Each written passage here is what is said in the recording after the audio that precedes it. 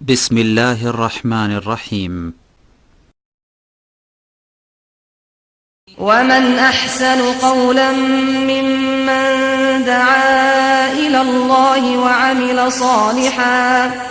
وعمل صالحا وقال إنني من المسلمين.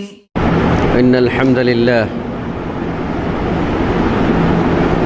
والصلاة والسلام على رسول الله وعلى آله وأصحابه ومن والاه، أما بعد، فقد قال الله عز وجل في كلامه المجيد بعد أعوذ بالله السميع العليم من الشيطان الرجيم: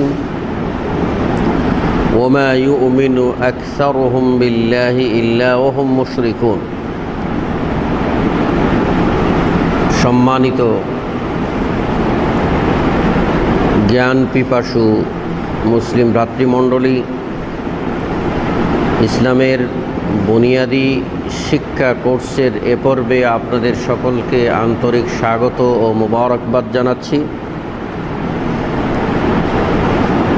আমরা গত পর্বে তৌহিদ পরিচিতি নিয়ে আলোচনা করেছিলাম এবং সে ক্লাসটি ছিল তৌহিদের উপরে প্রারম্ভিক আলোচনা। ক্রমান্বয়ে আমাদেরকে এই বিষয়ের মূল গভীরে প্রবেশ করতে হবে। সাথে সাথে তাওহীদের সাথে সাংঘর্ষিক বিষয় যা জানা প্রতিটি মুসলিমের উপর আবশ্যক এবং ওই সকল সাংঘর্ষিক বিষয় হতে সতর্ক ও সাবধান থাকা জরুরি, সে বিষয়গুলিও আমরা আমাদের আলোচনায় নিয়ে আসবো ইনশাআল্লাহু তাআলা। আসুন, আমরা বলেছিলাম যে তাওহীদ আর রুবুবিয়্যাহ,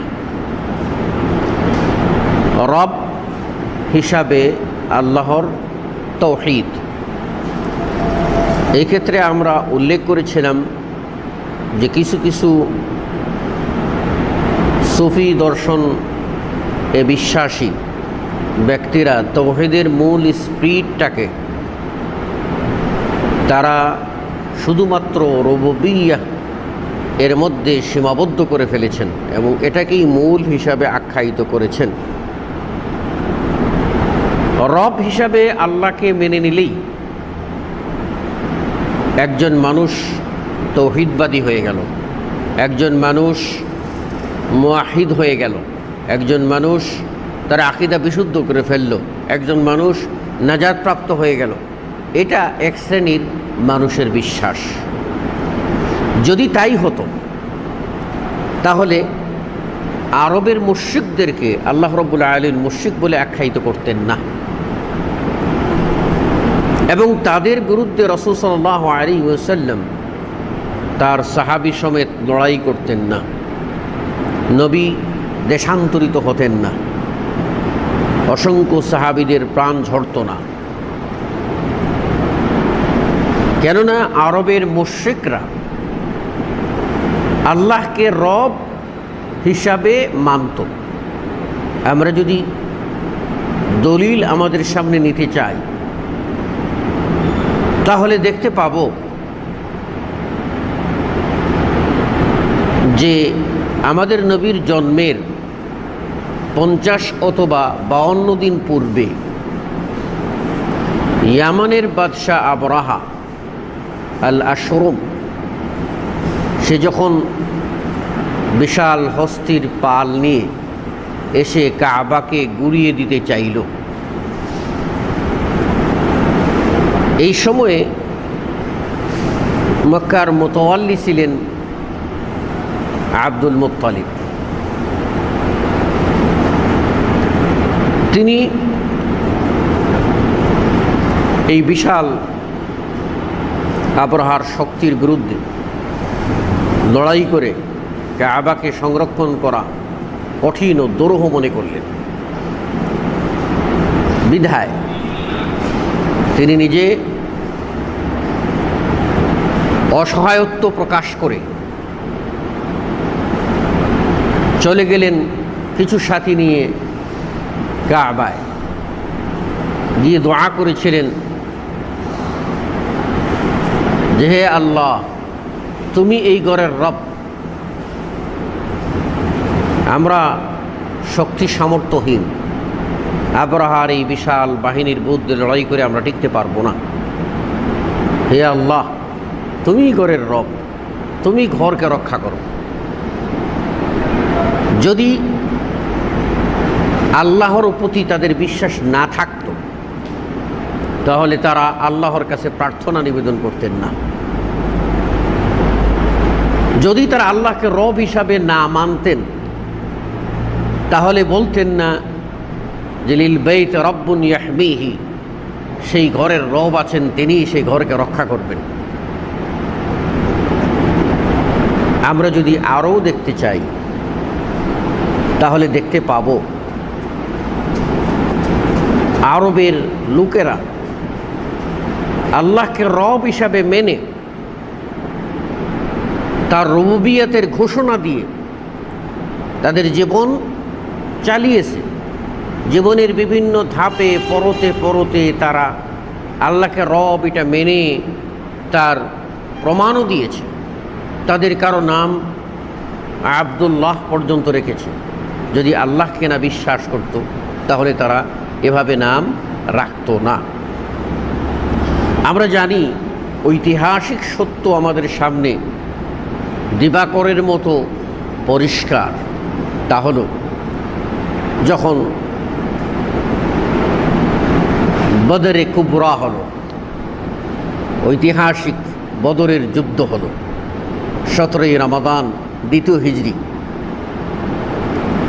সেই যুদ্ধের প্রাক্কালে মুশরিক দলপতি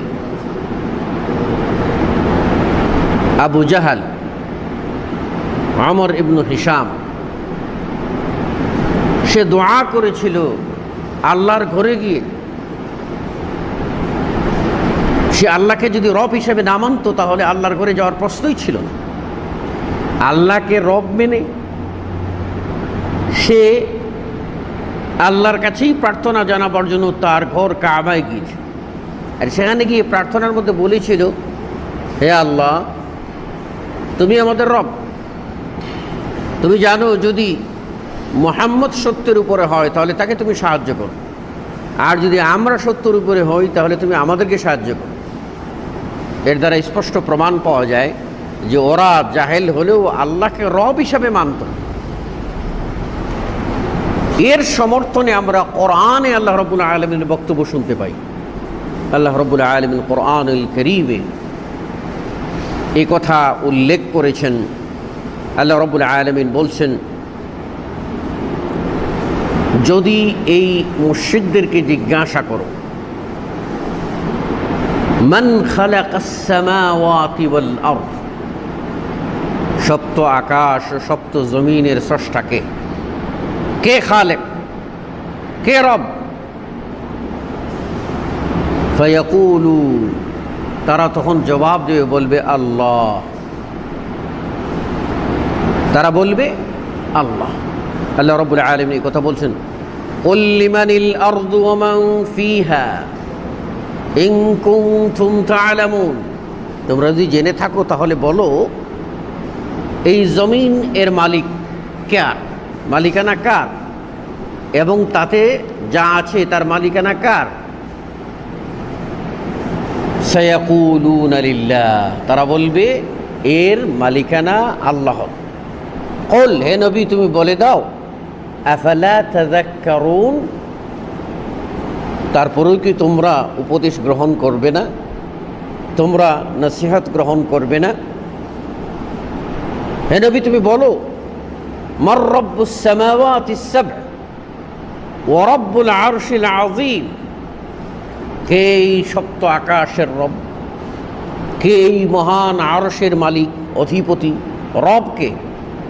সায়াকুলুন আল্লাহ, তারা জবাব দেবে, বলবে আল্লাহ। কুল আফালা তাত্তাকুন, হে নবী তুমি বলে দাও, তাহলে কি তবুও কি তোমরা সংযমশীল হবে না? তবুও কি তোমরা মুত্তাকি হবে না? তবুও কি তোমরা আল্লাহ ভীতি অর্জন করবে না? কুল, বলো হে নবী, মান বিয়াদিহি মালাকুতুস কুল্লি শাই, সকল কিছুর মালিকানা কার হাতে? এবং বলো ওহুয়া ইউজিরু ওয়ালা ইউজারু আলাইহি,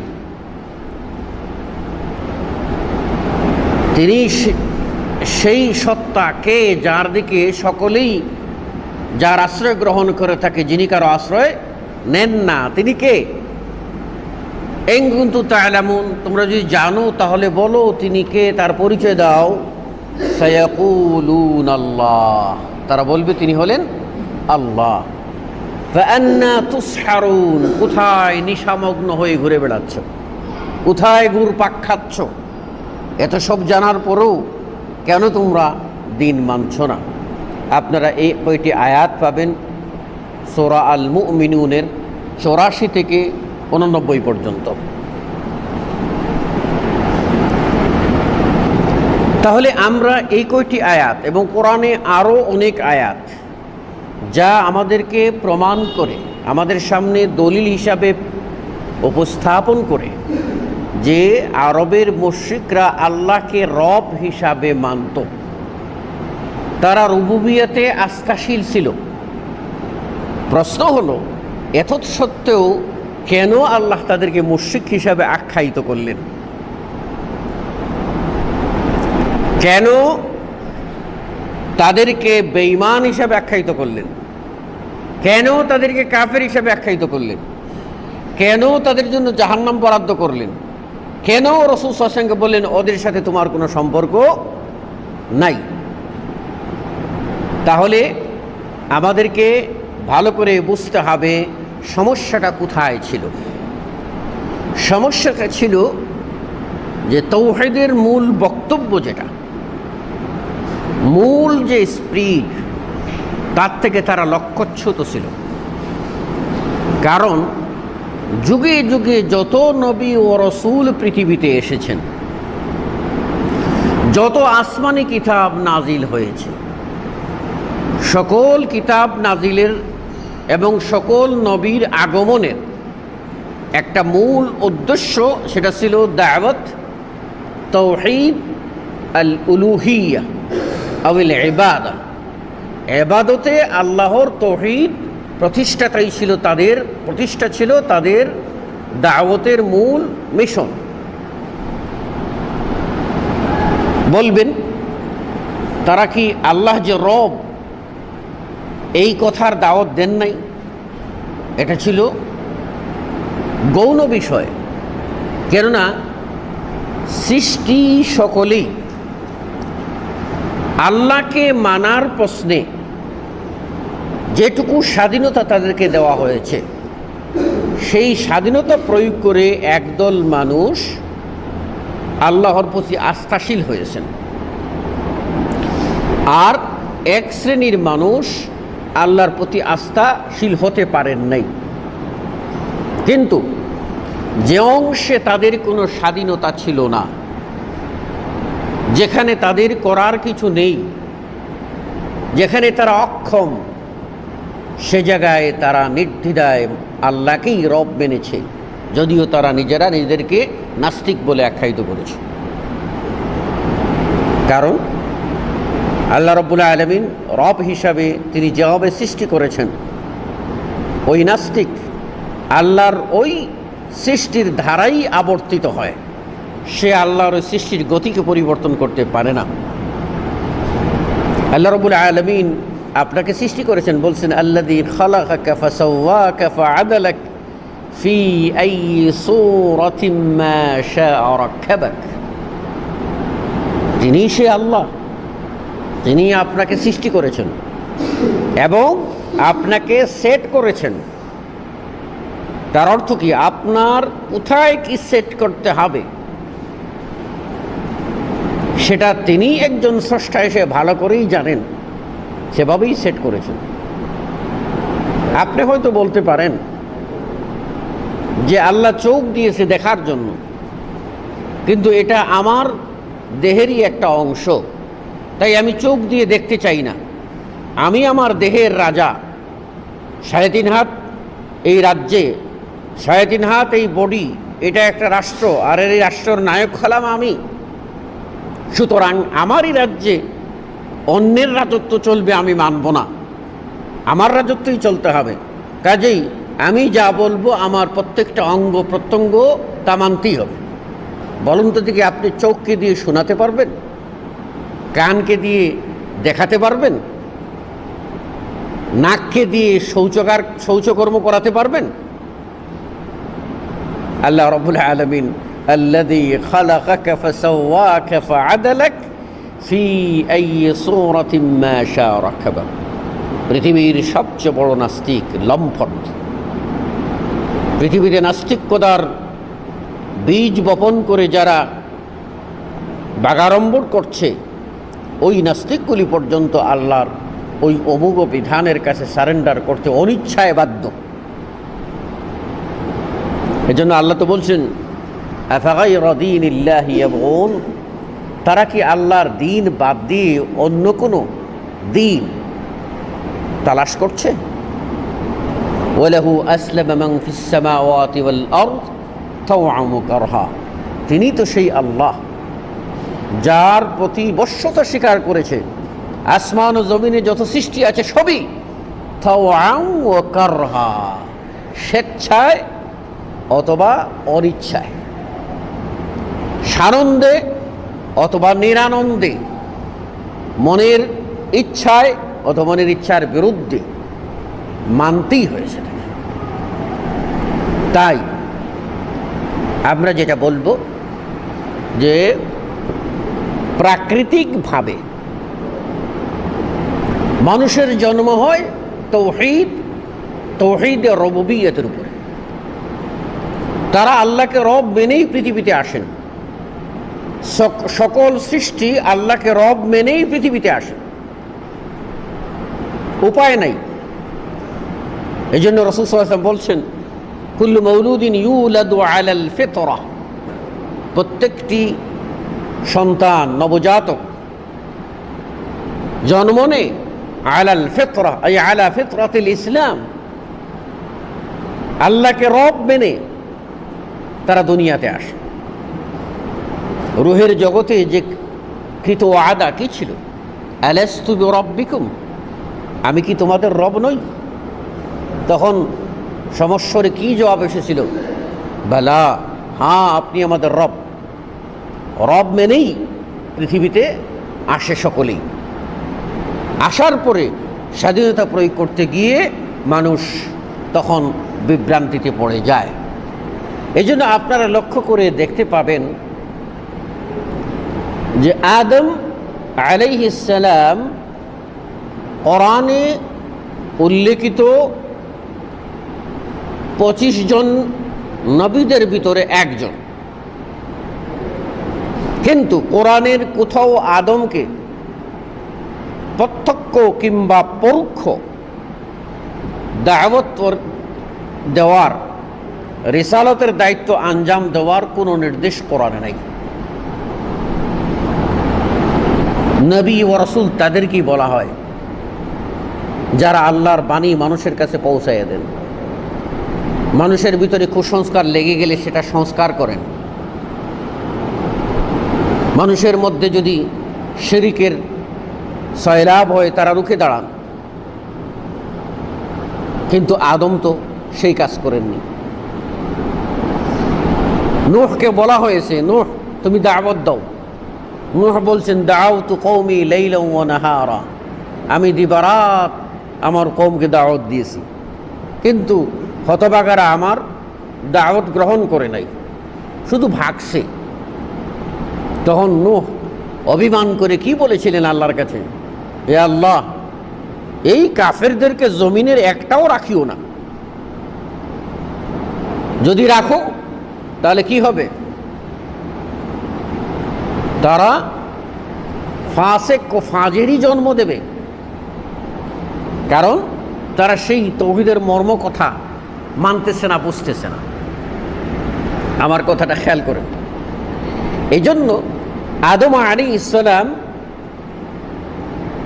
তিনি এবং তার অনুসারী যারা ছিল প্রত্যেকেই তাদের জন্ম তাওহীদের উপরে, তাদের জন্ম তাওহীদ ও রুবুবিয়তের উপরে, তাদের জন্ম মূল মিশনের উপরে। তারা লক্ষ্যচ্যুত হন নাই, তাদের প্রতি দাওয়াতেরও প্রয়োজন হয় না।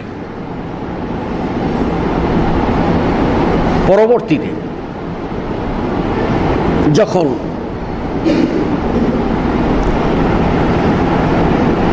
এই কাল অতিক্রম করে ফেলল, অবশিষ্ট জনগোষ্ঠী বিভ্রান্তিতে নিপতিত হয়ে গেল, শিরকের মহাপাতকে জড়িয়ে গেল, কোন কে ইলাহ হওয়ার প্রকৃত হকদার সেটা অনুধাবন করতে পারল না, যাকে তাকে পাওয়ার জন্য ব্যাকুল ও ব্যস্ত হয়ে পড়ল, মুক্তির অন্বেষায় তারা ছোটাছুটি করল, দিকভ্রান্ত হয়ে গেল। আল্লাহ রাব্বুল আলামিন বিধিবিধান দিয়ে, শরীয়ত দিয়ে প্রথম নবী পাঠালেন নূহ আলাইহিস সালামকে।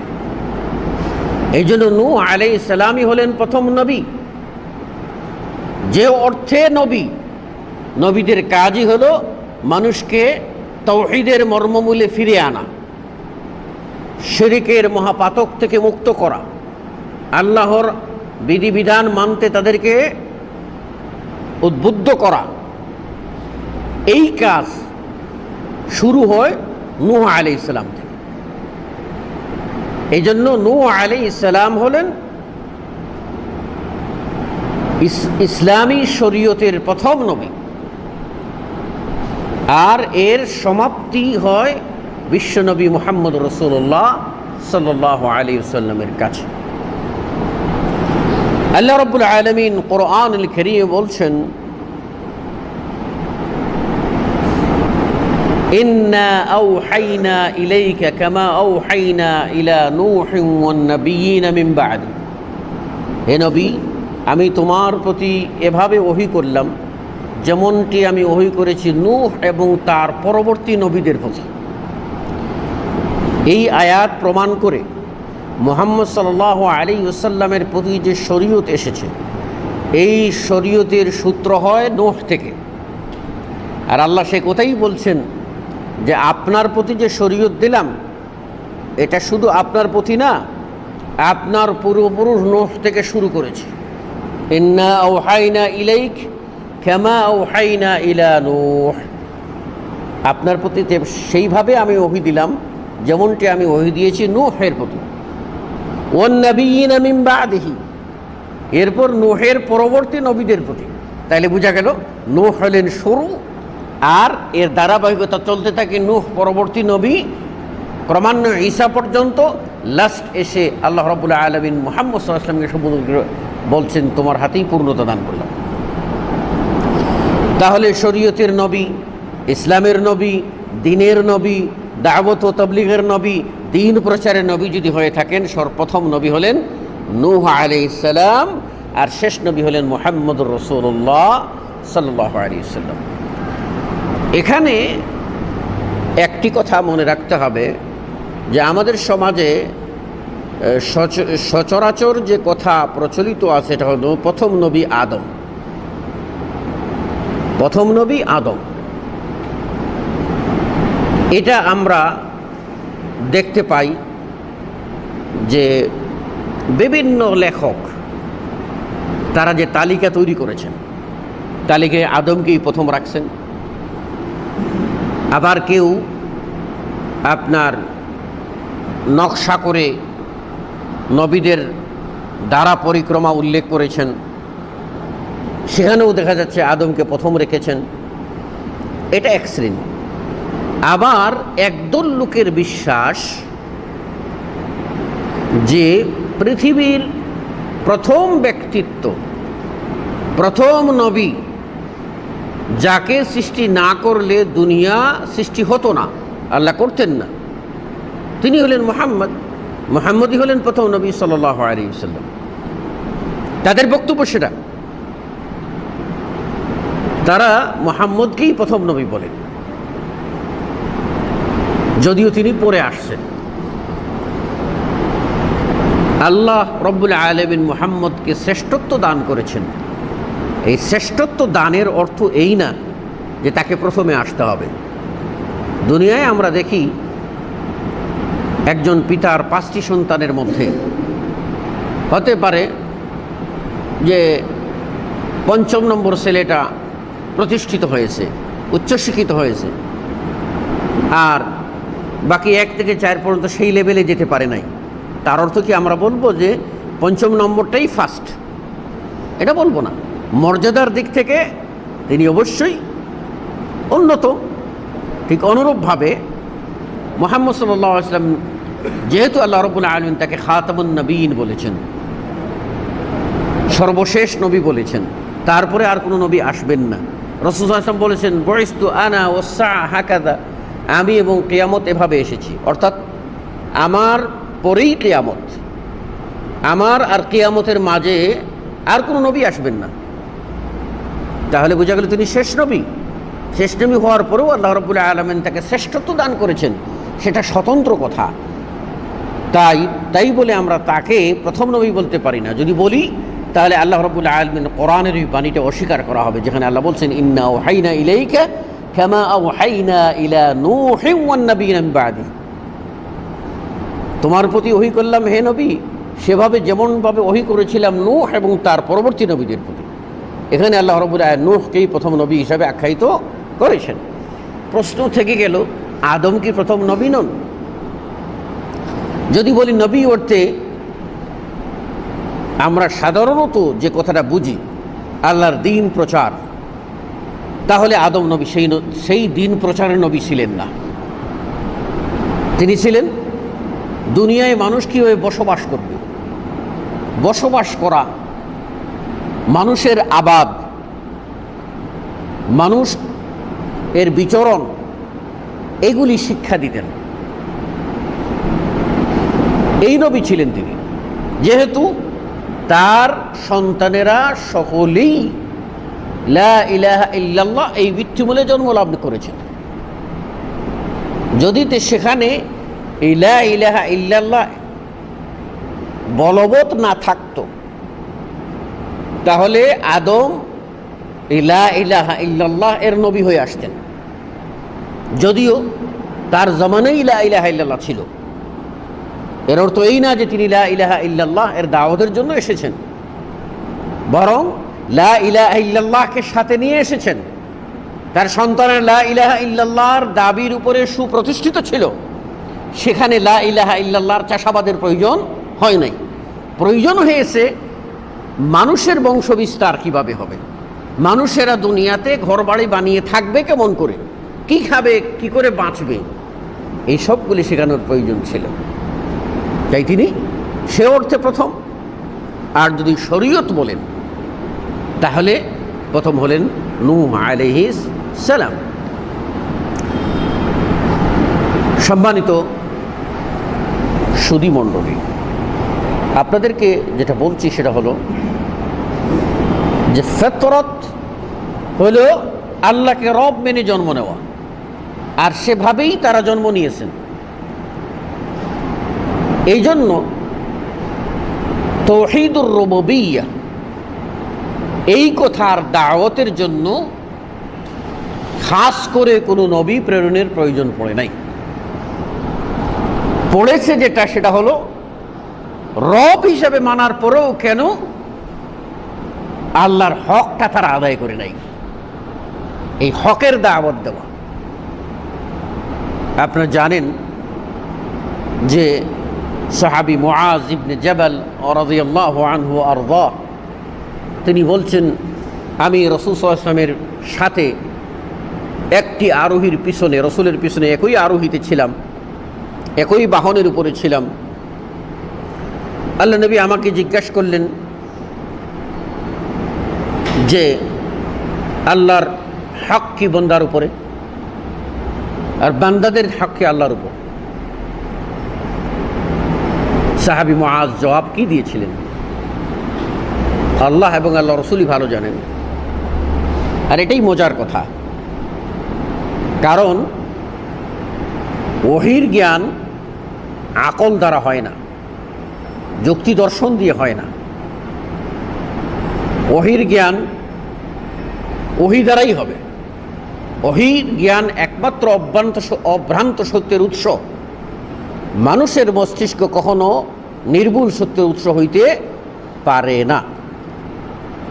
সেই ক্ষেত্রে এইসব বিষয়ে জানা নেই, কল্পিত কিছু বলে দেওয়া এটা কোনো আদর্শবান ব্যক্তির বৈশিষ্ট্য হতে পারে না। তাই সাহাবাই কেরাম রিজওয়ানুল্লাহ আলাইহিম আজমাইন তাদেরকে কোনো জিজ্ঞাসা করা হলে তারা যে বিষয়ে জানতেন না নির্দ্বিধায় বলে দিতেন, এই ব্যাপারে আল্লাহ এবং ভালো জানেন। এটাই হচ্ছে তারা যে জ্ঞানী ছিলেন তার পরিচয়।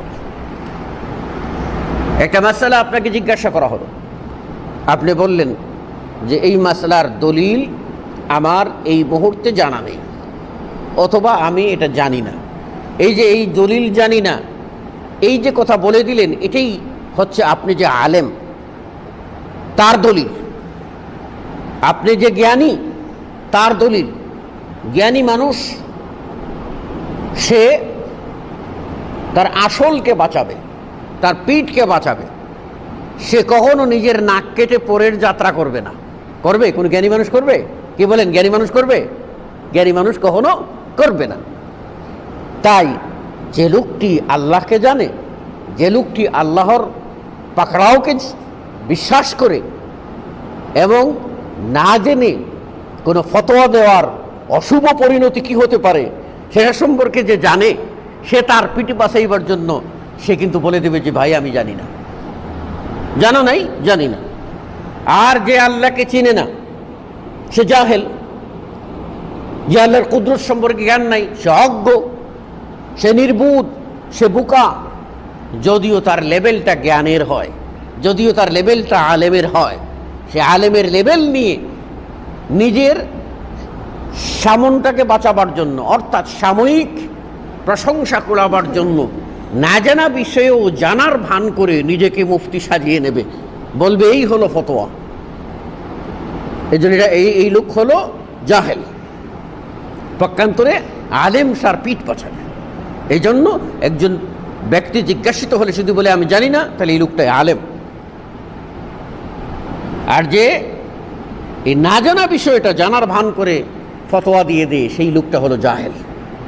সাহাবী মুআয ইবনে জাবাল রাদিয়াল্লাহু আনহু আরদা, তিনি বললেন যে হে আল্লাহ রসুল, এই ব্যাপারে আমি জানি না, আল্লাহ এবং আল্লাহ রসুল ভালো জানেন।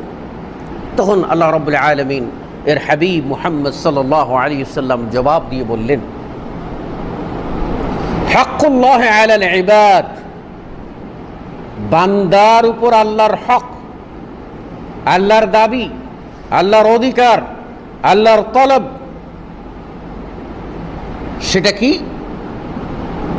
যে বান্দারা কেবল আল্লাহরই ইবাদত করবে, তার সাথে কোনো সৃষ্টিকে শরীক করবে না। কি করবে? ইয়াবুদুহু ওয়ালা ইউশরিকু বিহি শাইআ, তারা আল্লাহর ইবাদত করবে, আল্লাহর সাথে কোনো বস্তুকে শরীক করবে না। এটা আল্লাহর দাবি, আল্লাহর হক, আল্লাহর পাওনা। যখন বান্দা এই কাজটা করবে, অর্থাৎ আল্লাহকেই ইলাহ মেনে তারই ইবাদত করবে, আল্লাহর সাথে কোনো বস্তুকে শিরিক করবে না, শরীক করবে না, আল্লাহ রাব্বুল আলামিন তখন দয়া পরবশ হয়ে তার রহমান নামের প্রমাণস্বরূপ স্বেচ্ছায় তিনি তার নিজের উপরে ফরজ করে নেন, ওই বান্দাগুলিকে বেহেশত দেবেন, জাহান্নাম দেবেন না। তাই আল্লাহর হক বান্দার উপরে, তারা শিরক মুক্ত ইবাদত করবে আল্লাহর। আর বান্দাদের হক আল্লাহর উপরে, অর্থাৎ তাওহীদবাদী বান্দা, যারা মুওয়াহহিদ, যারা শিরকের সকল কদর্য হতে মুক্ত, সে সকল মুওয়াহহিদদের হক আল্লাহর উপর, এর অর্থ এই নয় যে জনগণের দাবি আল্লাহর উপর, আল্লাহ রাব্বুল আলামিন এর উপর জনগণ কোনো কিছু চাপিয়ে দিয়েছে, ফরজ করে দিয়েছে না। আল্লাহ রাব্বুল আলামিন ইহসান করে ফরজ করে নিয়েছেন নিজের উপরে, দয়া করে ফরজ করে নিয়েছেন। তোমরা আমাকে ডাকবে, আমার সাথে শিরক করবে না, আমি তোমাদের জন্য আমার নফসের উপরে ফরজ করে নিলাম, তোমাদেরকে আমি জাহান্নামে দেব না, বেহেশত তোমাদের জন্য বানিয়ে রাখলাম। কথা বুঝে আসছে? তাহলে সমস্ত নবী ও রসুল দুনিয়াতে এসেছিলেন, তাদের দাওয়াত ছিল প্রকৃতপক্ষে রুবুবিয়তের দাওয়াত না। তাদের দাওয়াত তাওহীদ ফিল আসমা ও সিফাত মূল ছিল না, এগুলি ছিল প্রাসঙ্গিক। আর মূল বিষয় ছিল আল্লাহ যে ইলাহ, আল্লাহ যে সকল ভক্তি ভজনা পাওয়ার হকদার, আল্লাহ যে কেবলমাত্র সিজদা সমূহ পাওয়ার হকদার, সেই কথা জনগণকে বুঝানো।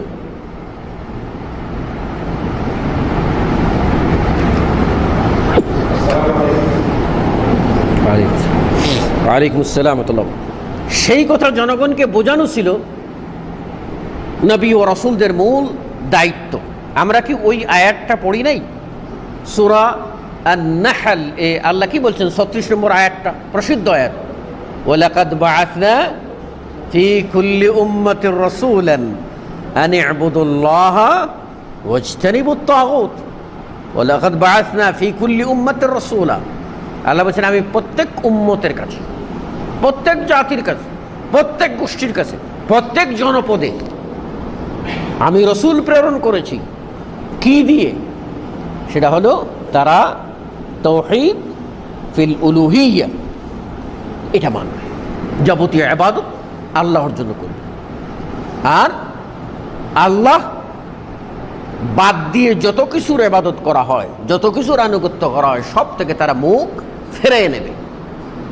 তাওহীদের মর্মমূলে জামায়াত হবে, আর তাওহীদ এর বাইরে যা কিছু আছে অর্থাৎ তাওহীদের বিপরীত শিরক, শিরক থেকে এবং মুশরিক থেকে দূরে থাকবে।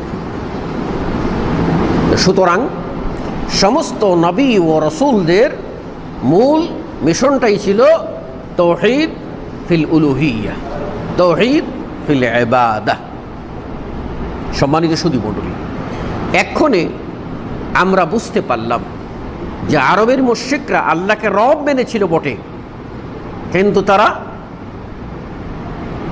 আল্লাহকে পাওয়ার জন্য, যেমন বর্তমানে আহলুল কালাম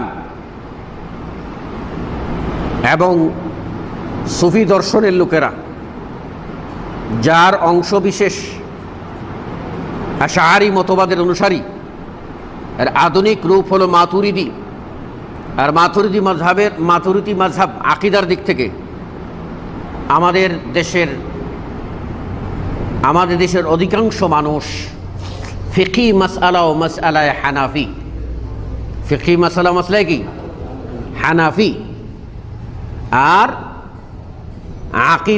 আকিদাগত মাসআলা ও মাসআলায় তারা আশআরী ও মাতুরিদি, কেউ কেউ মুতাজিলি, তবে মাতুরিদি বেশি।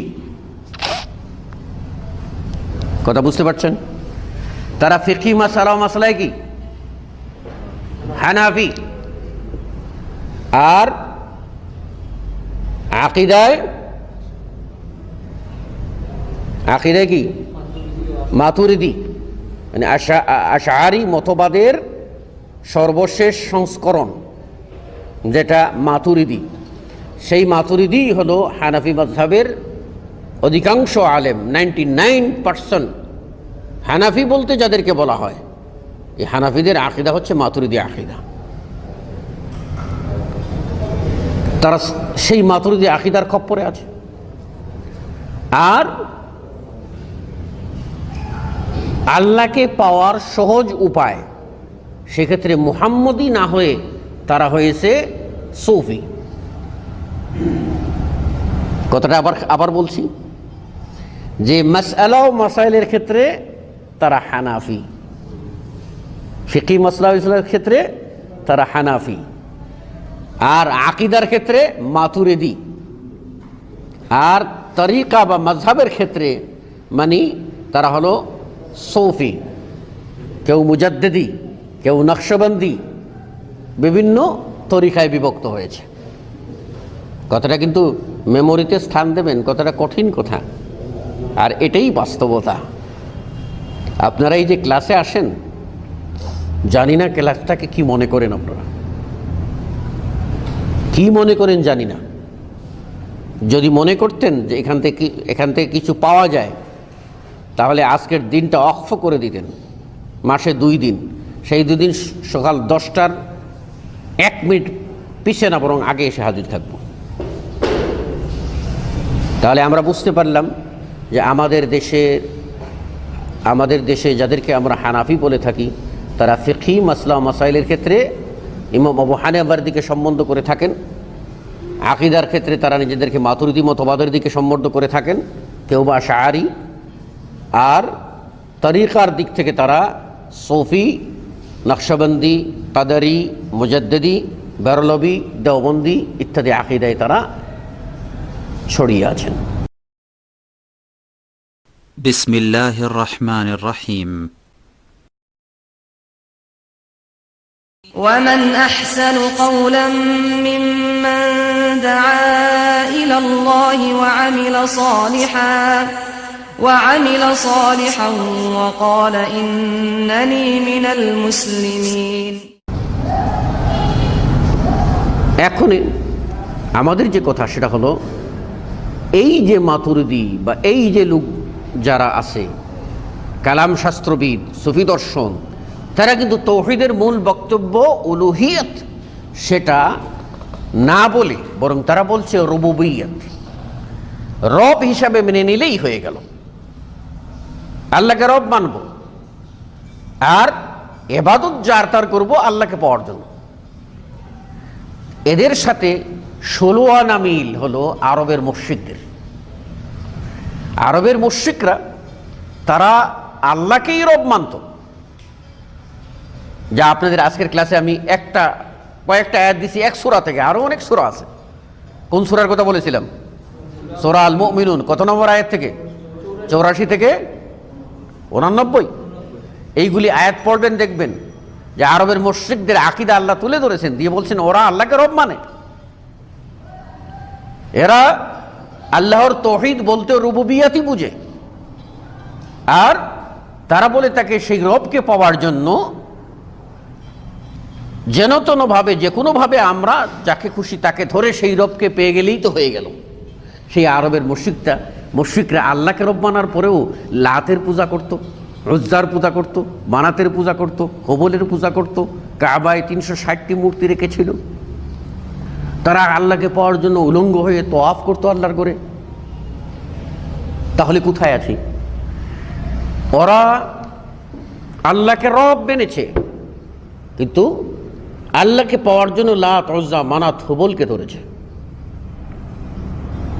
আজকের যুগের আপনার মাতুরিদি, আশআরি, এরা আল্লাহকে রব মেনেছে, আর আল্লাহকে পাওয়ার জন্য তারা কেউ শাহজালাল ধরেছে, কেউ শাহপরান ধরেছে,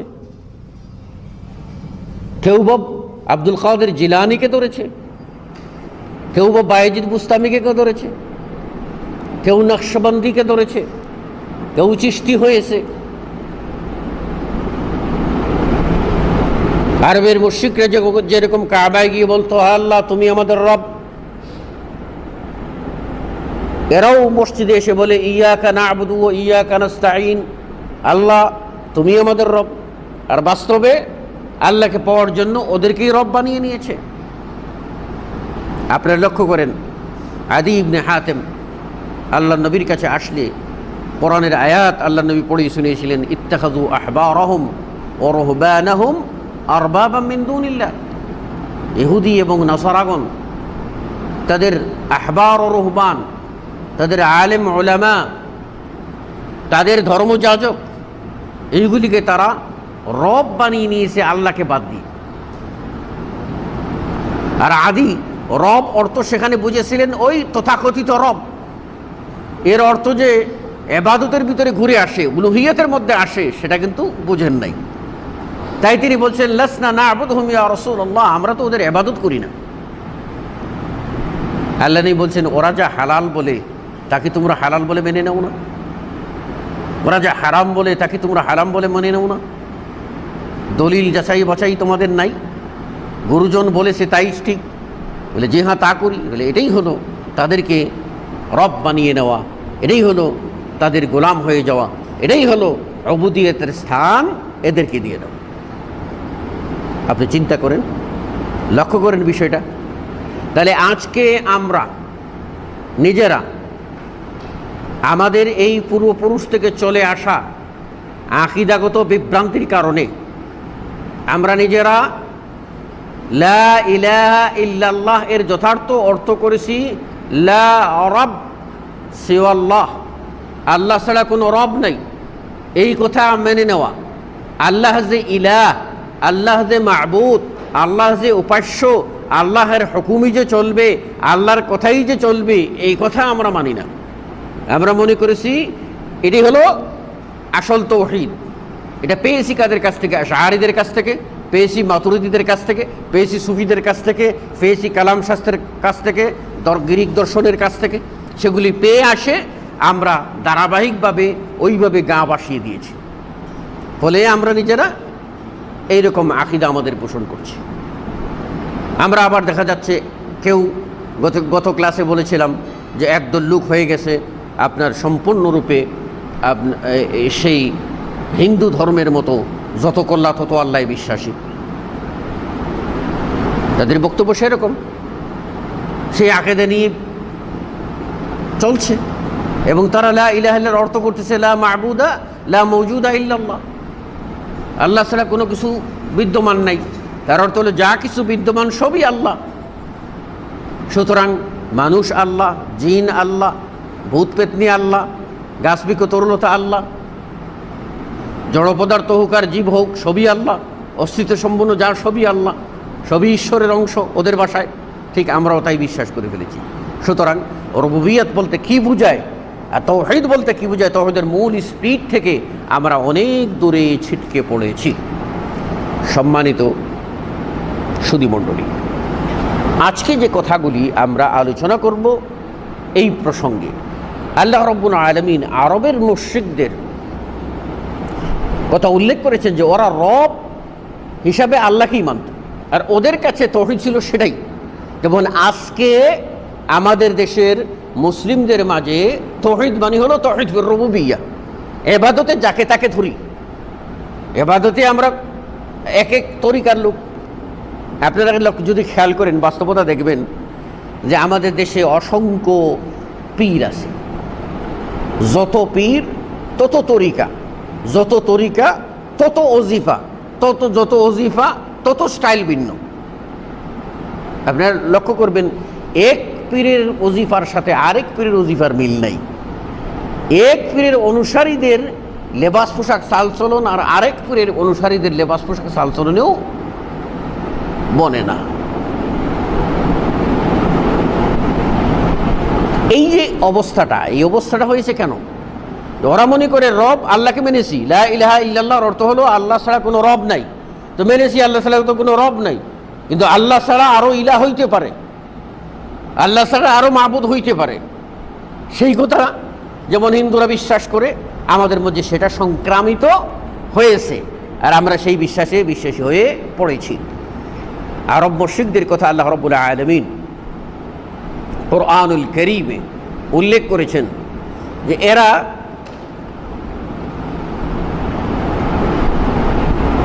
আপনার আল্লাহকে পাওয়ার জন্য বিভিন্ন সৃষ্টিকে মাধ্যম বানিয়ে নিয়েছিল। আজকের যুগেও আমাদের সমাজে মানুষেরা আল্লাহকে পাওয়ার জন্য বিভিন্ন মাধ্যম স্থির করে ফেলেছে এবং ওই মাধ্যমগুলিকে তারা তাদের অন্তঃকরণ দিয়ে, আমরা বলবো সর্বান্তকরণে, ষোলোয়ানা দেহ মন নিয়ে, হার্ট অ্যান্ড সোল পুরোটা দিয়ে তারা সেগুলিকে ভালোবাসে, মহাব্বত করে, যেমনটি মহাব্বত আল্লাহকে করা দরকার ছিল। কারণ তাদের দৃষ্টিতে বিশ্বাসটা হচ্ছে স্থূল বস্তু। আগে বলি নাই, মনে আছে ক্লাস? তাদের দৃষ্টিতে ঈমান হলো স্থূল বস্তু, বাড়েও না কমেও না। ঠিক এখানে তৌহিদের বেলা এসে বলছে তৌহিদ হলো রুবুবিয়ত, রব মেনে নিলেই হয়ে গেল, আর ইলাহ যাকে তাকে ধরবো, মাহবুদ যাকে তাকে বানিয়ে নেব। ঈমান যেন ওই রকম স্থূল, এখানে তৌহিদটা হলো স্থূল, আর বাকি ডানে বামে আমরা ঘুরে ঘুরে আল্লাহকে খোঁজার চেষ্টা করব। এটা এখন তাদের এরকম বক্তব্য হয়েছে। কাজেই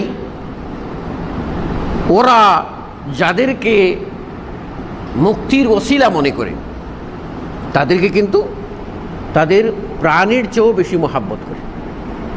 সে কথাই আল্লাহ রাব্বুল আলামিন কোরআনুল কারীমে উল্লেখ করেছেন। সূরা বাকারার 165 নম্বর আয়াতে আল্লাহ কি বলছেন? ওমিনান নাসি মান ইয়াত্তাখিযু মিন দুনিল্লাহি আনদাদা ইউহিব্বুনাহুম কাহুব্বিল্লাহ। মানুষদের ভিতরে এক শ্রেণীর মানুষ রয়েছে। কারা? ওই সমস্ত মানুষ যারা বিশ্বাস করে যে তৌহিদ মানি হলো আল্লাহর রুবুবিয়তকে মেনে নেওয়া। এই মানুষগুলি আল্লাহকে পাওয়ার জন্য জাহেল্লা, আরবের মুশরিকরা যেরকম মাধ্যম ধরেছে, তারাও সেই রকম বিভিন্ন ব্যক্তি বস্তুকে মাধ্যম ধরেছে, আর ওইগুলিকে তারা কি করে? ইউহিব্বুনাহুম কাহুব্বিল্লাহ। তারা সেভাবেই তাদেরকে সেই রকমই ভালোবাসে, মহাব্বত করে যেই রকম আল্লাহকে মহাব্বত করে। অর্থাৎ তারা মনে করে এটা আল্লাহর ফটোকপি। আমরা বলি না মুদ্রার এপিট অপিট, মুদ্রার এপিট অপিট বলি একটা কথা আছে না? ঠিক ওরা মনে করে যে আল্লাহ যেই, এইগুলিও সেই। এদেরকে মহাব্বত সুলওয়ানা করিলে আল্লাহকে মহাব্বত করা হয়ে যাবে, তাই এগুলিকে তারা সেইভাবেই মহাব্বত করে। আপনারা দেখেন না, নিজেরা ইলাহ বানায়, সেগুলিকে যখন তারা বিসর্জন দেয় তখন কাঁদে।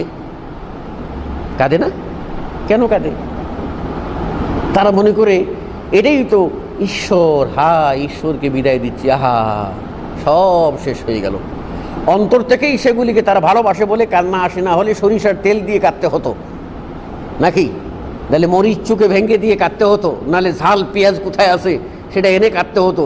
তা লাগে না, অটোমেটিকই কান্না আসে। আসে না? দেখেন না আপনারা অটোমেটিক কান্না কেন আসে? ইউহিব্বুনাহুম কাহুব্বিল্লাহ।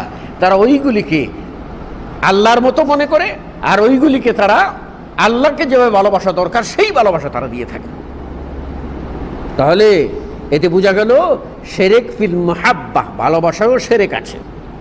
ভালোবাসায়ও কি আছে? শিরক আছে। আর ভক্তিতে শিরক আছে, ভক্তিতে কুফরিও আছে। সুধী মণ্ডলী, আজকে আমাদের সমাজটা এইরকম হয়ে গেছে যে আমাদের সমাজের মানুষেরা সাধারণত যেটা কমন, এই কমন বিষয়টাকে তারা বড় করে দেখছে, আর অন্যান্য যে অ্যাথেন্টিক বিষয়গুলি রয়ে গেছে সেগুলি তারা কোনো ভ্রুক্ষেপ করছে না, কোনো খেয়াল করছে না, সেদিকে তাকাচ্ছেই না। দেখেন, আমরা সাধারণত বলি যে খ্রিস্টানরা কুফরি করেছে। কেন কুফরি করেছে? তারা ঈসাকে আল্লাহর পুত্র বানিয়েছে। আর যারা সূর্যকে পূজা করে তারা কুফরি করেছে, তারা সূর্যকে ইলাহ বানিয়ে নিয়েছে, রব বানিয়ে নিয়েছে, ইলাহ বানিয়ে নিয়েছে। যারা তারকা পূজারী আছে তারা তারকাকে ইলাহ বানিয়ে নিয়েছে। আমরা ঠিক আছে, আমরা আল্লাহকে রব মানব ব্যাস, আর আমরা যখন যাকে পূজা করব এতে আমাদের ঈমান যাবে না। এই জন্য জনৈক কবি কি বলেছিলেন যে করে গैर घर बुत की पूजा तो काफिर, करे गैर घर बुत की पूजा तो काफिर। কেউ অন্যরা যদি ভূতের পূজা করে তাহলে কাফির হয়ে যায়। যদি ঈসাকে আল্লাহর পুত্র বলে পুত্র হিসাবে স্থির করে তাহলে কাফির হয়ে যায়। তারকাকে যদি তারকার মধ্যে কেরেশমা আছে বলে বিশ্বাস করে তাহলে কাফের হয়ে যায়। लेकिन मुमीनों पे कुशादा है राहे परस्तश करे दिल से जिसकी चाहे। লা ইলাহা ইল্লাল্লাহ বলেছি, ইসলামের ছায়া তলে এসে গেছি, আল্লাহকে রব মেনেছি, সুতরাং আমার 7 গুণ মাপ। এখানে এসে আমরা খ্রিস্টানদের সাদৃশ্যশীল হয়ে পড়েছি। খ্রিস্টানরা বলে থাকে, তাদের ধর্মের মূল বক্তব্য হলো যে আল্লাহ তার পুত্র ঈসার বিনিময়ে খ্রিস্টান ধর্মাবলম্বী যারা হবেন তাদের সকলের গুনাহকে মাফ করে দিয়েছেন। ঈসার রক্তের, তার পুত্রের রক্ত কোরবানি দিয়ে, পুত্রের রক্তের বিনিময়ে এই খ্রিস্ট ধর্মে যারা আছে তারা সকলেই মাফ। অর্থাৎ যারাই খ্রিস্টান হবে তারাই মাফ পেয়ে যাবে, জীবনে যা পারে তাই করুক, তারা স্বর্গবাসী, তাদের কোনো আর ধর্মকর্মের প্রয়োজন হয় না। এই জন্য তারা আপনার তাদের জন্য একজন ধর্মযাজক ইলেকশন দিয়ে ঠিক করে নেয়। একজন ইলেকশন হোক আর সিলেকশন হোক, যেভাবেই করো, একজন ধর্মযাজক বানিয়ে নিল। আর আমাদের ইসলাম বলছে, বাবারে যাই কিছু করো না কেন, নবী ইলেকশন দিয়ে বানানো যায় না। বানানো যায় নাকি? সিলেকশন করলে নবী হয় নাকি? সিলেকশন করলেও নবী হয় না। ওই যে মুসাইলামা নবুয়তি দাবি করে আল্লাহ নবীর কাছে চিঠি পাঠাইছিল, মিন মুসাইলামা রাসূলিল্লাহ ইলা মুহাম্মদ রাসূলিল্লাহ। এই যে মুসাইলামা রসুলের পক্ষ হতে মুহাম্মদ রসুলের কাছে চিঠি। বাহ, কত বড় জবরদখলদার, সে রসুল হয়ে গেছে। তা আল্লাহ নবী তার জবাব জানাচ্ছেন যে আল্লাহ রসুলের পক্ষ থেকে চিঠিটা কার প্রতি? মুসাইলামাতুল কাজ্জাব, চরম মিথ্যাবাদী মুসাইলামার প্রতি।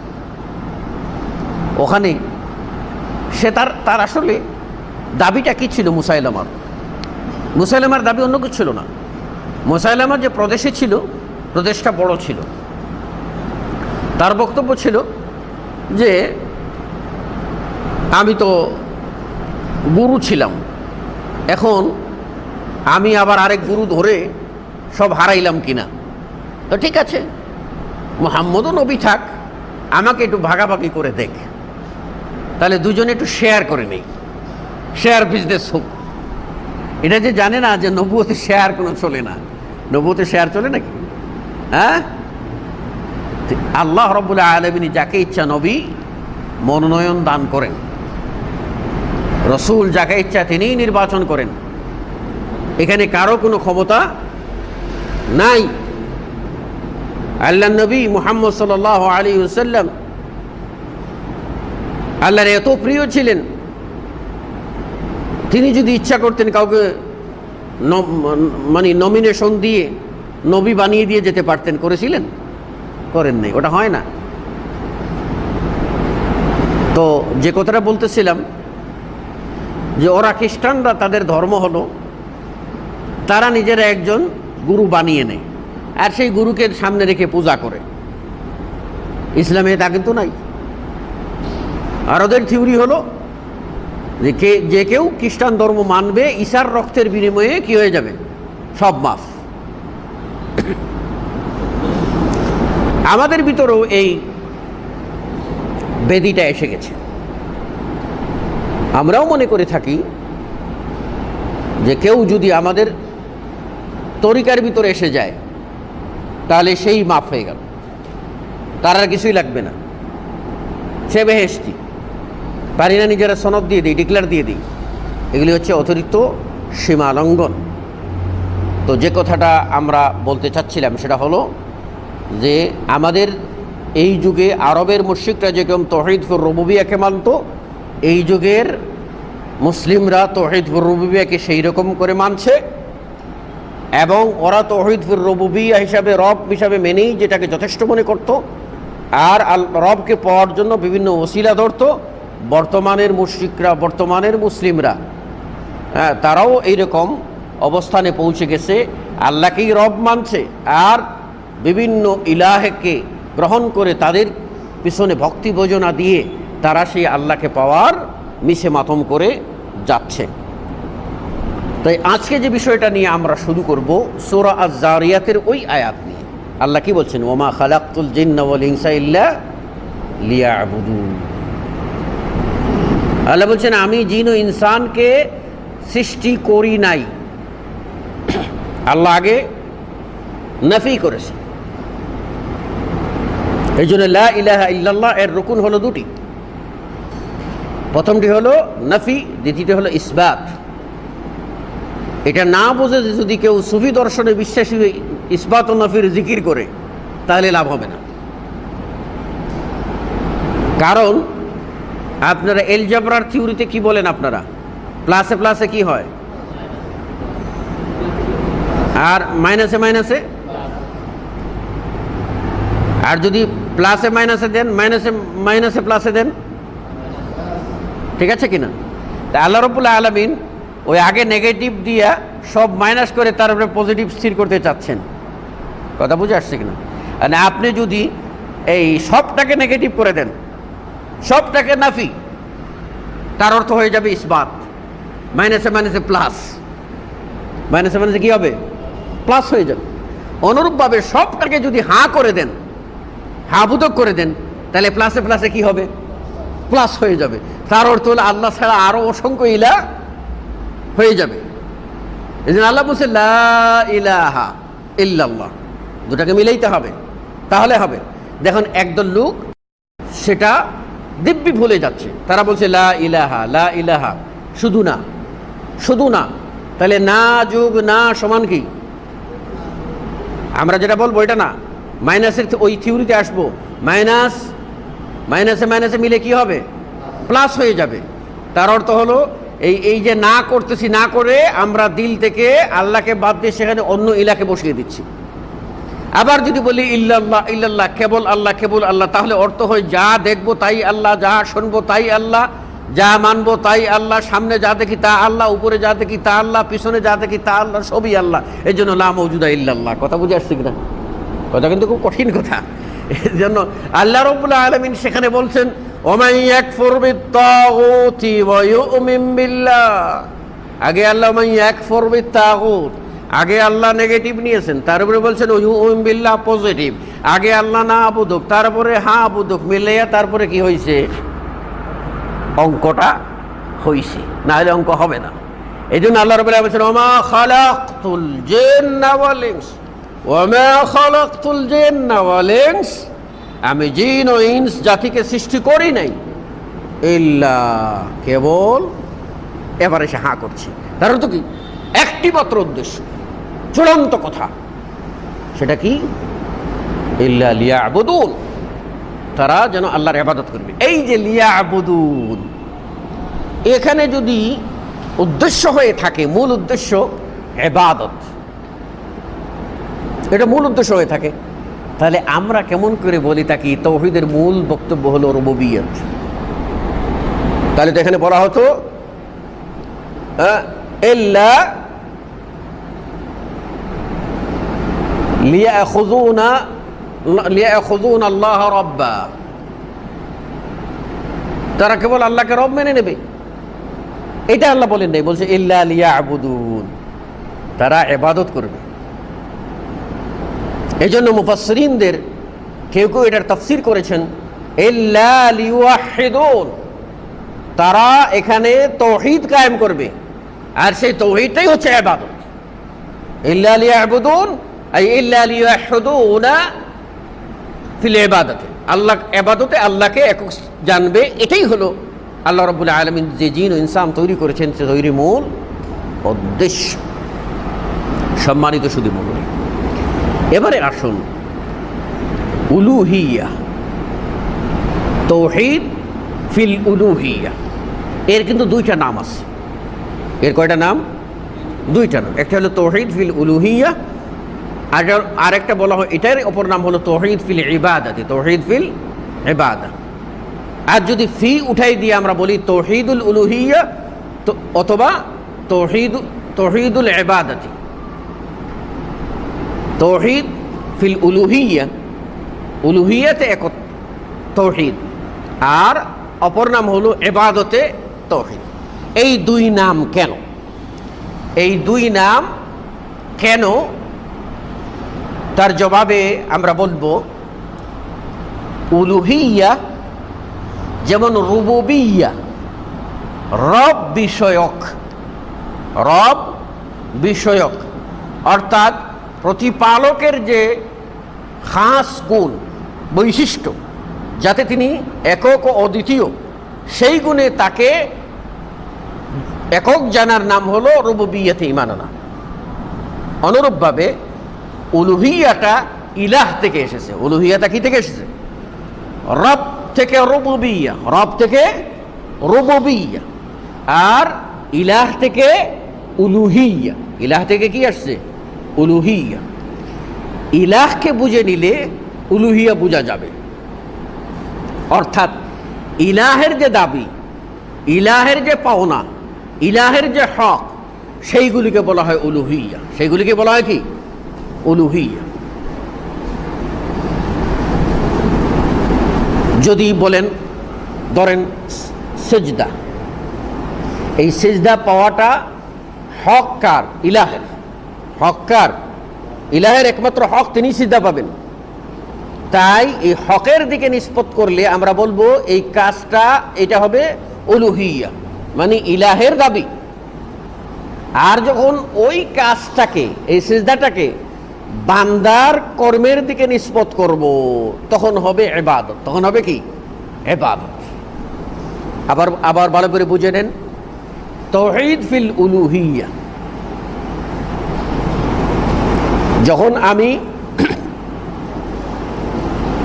আল্লাহর, ইলাহের যে হক, সেই হকগুলিকে যখন বুঝব এবং সেইগুলি যখন ইলাহের দিকে নিসবত করব, ইলাহের দিকে সম্বন্ধ স্থাপন করব, তখন বলবো উলুহিয়্যা। তখন বলবো কি?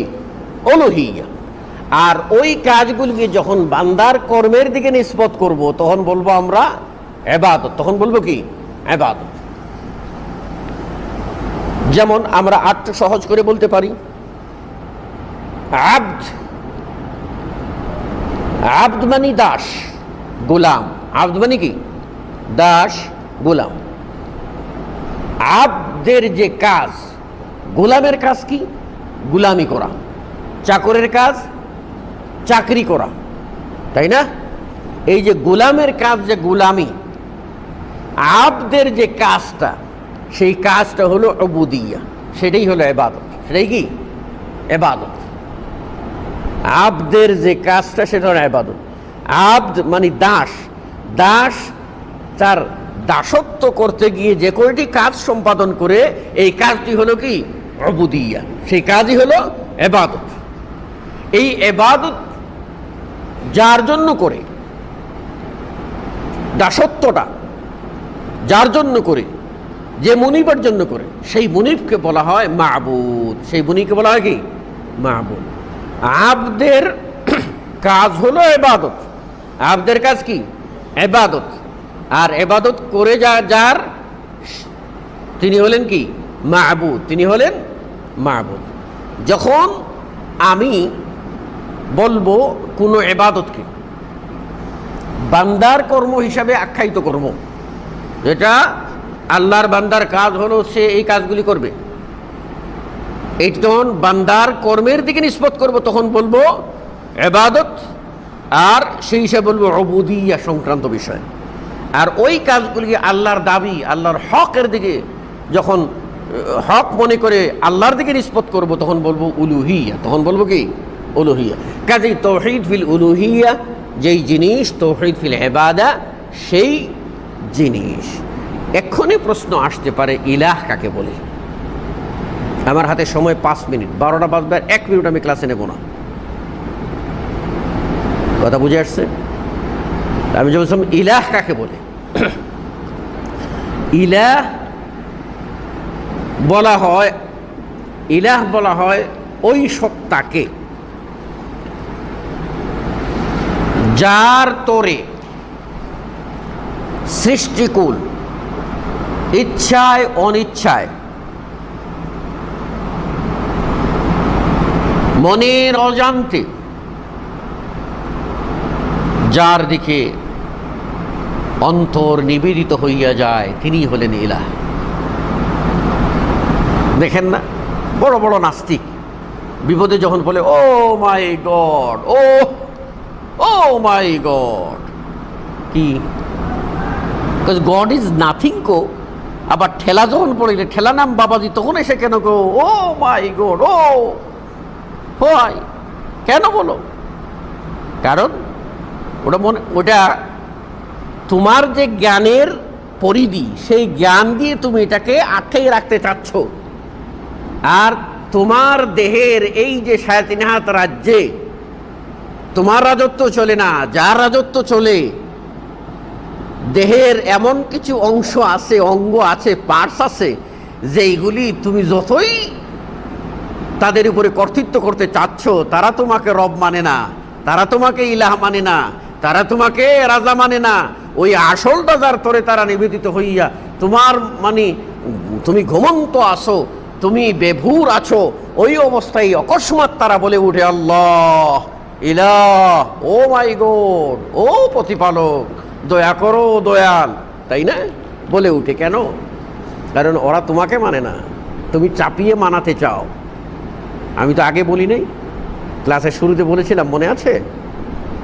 দেখি যত বড় বাহাদুর হোক না কেন, কোটিপতি হোক আর বিশ্ব সেরা মুরলী হোক, আল্লাহ বলছেন চোখকে দেখার জন্য, সে যদি বলে কান দিয়ে দেখবো, তা কি হবে?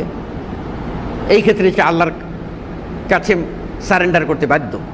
সুতরাং ওই রকম অকস্মাৎ বলে উঠবে যে ও মাই গড। কাজেই ইলাহ বলতে ওই সত্তাকে বলা হয় যে যার প্রতি ঝুঁকে যায়, যার প্রতি বিনম্র শ্রদ্ধায় অবনত হতে বাধ্য হয়, সেই হলেন ইলাহ। আমরা বলবো ইলাহ মানে মাবুদ। ইলাহ মানে কি?